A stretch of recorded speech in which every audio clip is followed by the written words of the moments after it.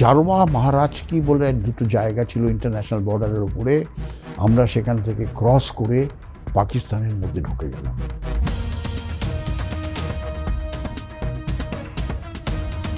बहादुर जवानों राजपूतों, हमने पाकिस्तानी सेना को लड़ाई में देखा हुआ है।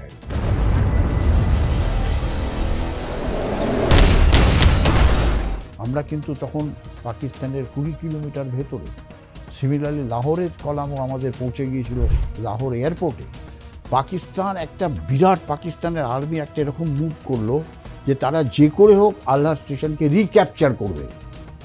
তার কারণ ওই একটা মাত্র পোর্শন যেখানে রেলওয়ে লাইনে আমরা ঢুকে বসে আছি। তা 22-23 তারিখ রাত্রিবেলা প্রথমে 12টার সময় ওরা আরম্ভ করলো একটা ব্রিগেড দিয়ে আমার ওই আলহার স্টেশনে আমার ডিফেন্সের ওপরে আক্রমণ করা।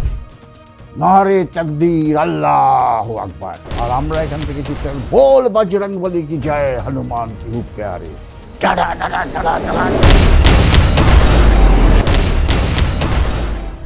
আমাদের কোরের যত আর্টিলারি গানস ছিল সমস্ত গানসগুলো ওই আধারের সামনে ফায়ার করলো, একেবারে ছত্রভঙ্গ। 65 মানে 1 বছরের মধ্যেই আমরা ওই 65-এর যুদ্ধে অংশগ্রহণ করলাম ইন এ বিগ ওয়ে। আর এই দিক থেকে আইয়ুব খান, তখন পাকিস্তানের ফিল্ড মার্শাল আইয়ুব খান, সে ওই ট্যাঙ্ক ডিভিশনের সম্বন্ধে আমাদের খুব একটা জ্ঞান ছিল না যে পাকিস্তানের অ্যাডিশনাল ট্যাঙ্ক ডিভিশন আমেরিকার ইকুইপমেন্ট দিয়ে সজ্জিত প্যাটার্ন ট্যাঙ্ক, আর তাকে সাপোর্ট করছিল আবার আমেরিকার এয়ারক্রাফট সেভার জেটস।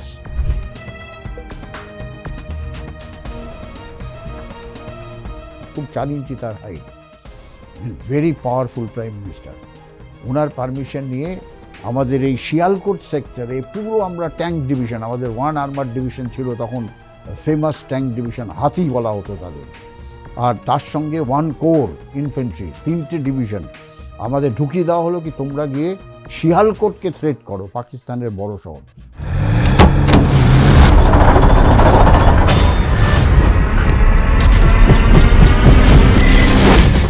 পাকিস্তানের শিয়ালকোট ছিল তখন 2nd, 3rd largest city of Pakistan. আর আরেকটা কলাম, যেটা আমাদের কলাম না কিন্তু অন্য ডিভিশনের কলাম ছিল, তাদের ঢোকানো হলো লাহোরে, তোমরা লাহোরকে থ্রেট করো। সেভার জেট আমাদের ট্রেনকে হিট করার জন্য এরকম ডাইভ মেরে রকেটিং করছে।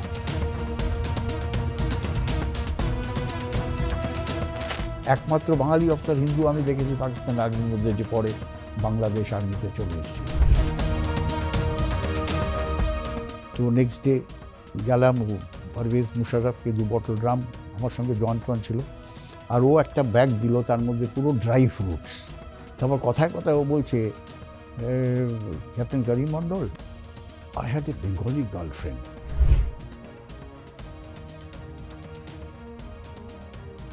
প্রথমবার, ফার্স্ট টাইম 71-এর যুদ্ধের পর, বাংলাদেশ ক্রিয়েশনের পর, পাকিস্তান থেকে একটা delegation led by then president general Pervez Musharraf, তার 30-35 জন একটা বিরাট একটা লোকজন নিয়ে, যার মধ্যে সবই ISI-এর ছিল, তাদের এনে খালেদা জিয়ার সঙ্গে দেখা করলো। এই যে বর্তমান পরিস্থিতি চলছে এবং 7 সিস্টার নিয়ে বাংলাদেশ বিভিন্ন সময় বিভিন্ন ধরনের মন্তব্য করছে, এটা একটা স্বপ্ন। ভারত কি কোনো মিলিটারি অপারেশন করতে পারে বাংলাদেশের অন্দরে? সেখানে এয়ার, মিসাইলস, ড্রোনস, এই সমস্ত দিয়ে বাংলাদেশের ওপরে যেই টার্গেটগুলো যারা প্রবলেম করছে সেখানে হিট করো। এক একটা বাড়ির মধ্যে ট্রুপস ঢুকিয়ে, ये फ्लैग किसने लगाया, बोला साहब हमको नहीं मालूम, वो AK-47 लेके आया, ये फ्लैग दिया, बोला इसको लगाओ। हम बोला ये हम भी आया है, ये AK-47 है, फ्लैग उतारो। দেখুন শুনবো তোমায়, শুক্রবার রাত 9টায় শুধুমাত্র আর প্লাস নিউজ ডিজিটালে।